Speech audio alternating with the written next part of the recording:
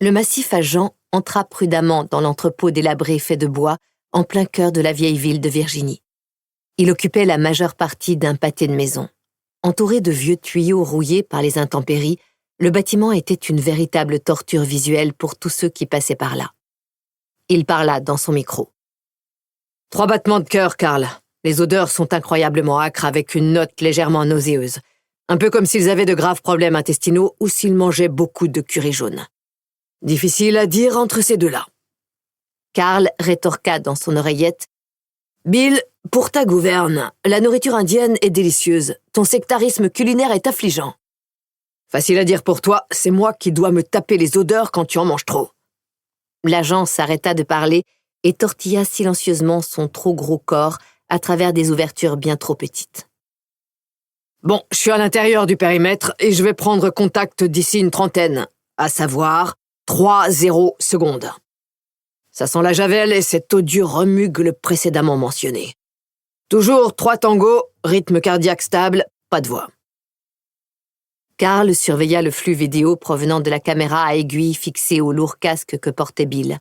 Karl n'allait jamais sur le terrain, mais il aimait suivre l'action en temps réel. « Ok, mon grand, j'ai les données des capteurs externes.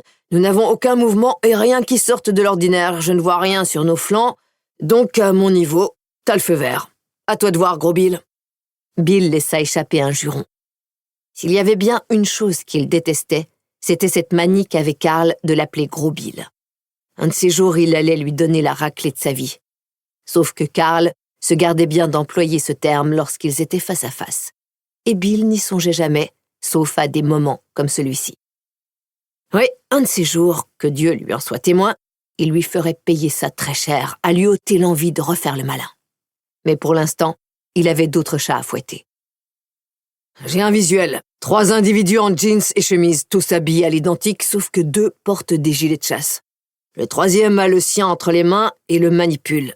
Difficile à dire d'ici ce qu'il fait exactement, il me tourne le dos. L'un des hommes pencha la tête et fit un geste vers les 2 autres. Ils regardèrent soudain dans la direction de Bill. « T'es grillé, grande gueule !» Karl était clairement inquiet, malgré son ton blagueur. « Merde! Bon, ça risque de saigner. Préviens Frank que nous aurons sans doute besoin d'une équipe de nettoyage. Frank peut nous entendre et il a déjà dû lancer les démarches nécessaires. » Les 3 types autour de la table de jeu se levèrent et se déployèrent prêts à affronter Bill. Il soupira. Il n'était pas vraiment inquiet. Il avait tellement dérouillé de gens dans des combats de ce genre, voire dans des fusillades, que ce n'était même pas drôle. On lui aurait donné 38 ans, mais il était plus proche des 76, plutôt jeune pour un vampire en fait. Les balles faisaient toujours mal, bien sûr, mais les blessures guérissaient. Par contre, la douleur lui rappelait à chaque fois d'être plus vigilant. Bill se redressa et, du haut de ses 1,95 m, s'avança avec confiance vers les 3 hommes. Il s'arrêta à environ 3,2 m. Cette damnée odeur était vraiment particulière. Ça le dérangeait. L'arôme de javel perturbait son odorat, mais il pouvait tout de même sentir autre chose au-delà du chlore. Karl avait les yeux rivés sur son écran lorsque Bill demanda au type s'il se rendrait paisiblement ou si... Il ne prononça jamais le mot suivant. Les 3 individus se ruèrent sur Bill et le signal de son casque s'interrompit brusquement. Les caméras placées autour de l'entrepôt, celles du moins qui ne furent pas endommagées par les événements, montrèrent les murs en bois du bâtiment s'enflammer, tandis qu'une pluie de braise fumante s'abattait sur les structures voisines. Karl était persuadé que d'ici quelques secondes, il ne resterait plus grand-chose de l'entrepôt.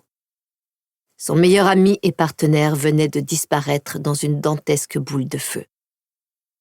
Karl resta arrivé à ses écrans, espérant, contre raison, de voir Bill surgir hors des flammes. Quelqu'un avait su qu'il viendrait. Quelqu'un qui savait comment détruire un vampire. 3 d'entre eux s'étaient sacrifiés pour y parvenir. Le cœur de Karl se serra et son teint pâlit. La perte de son ami et l'ampleur de la catastrophe le laissèrent pétrifié devant ses écrans, incapable du moindre geste. Ce fut la sonnerie du téléphone qui le sortit de sa torpeur. Ce devait être Frank. Il activa le haut-parleur. « Ouais. » Sa voix était à peine audible.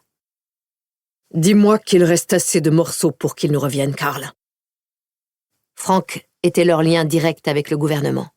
Sa carrière dans les entrailles nébuleuses de l'organisme. Pour continuer à écouter ce livre audio gratuitement, cliquez sur le lien dans la description et vous pourrez l'écouter en entier sans frais grâce à l'essai de 30 jours d'Audible.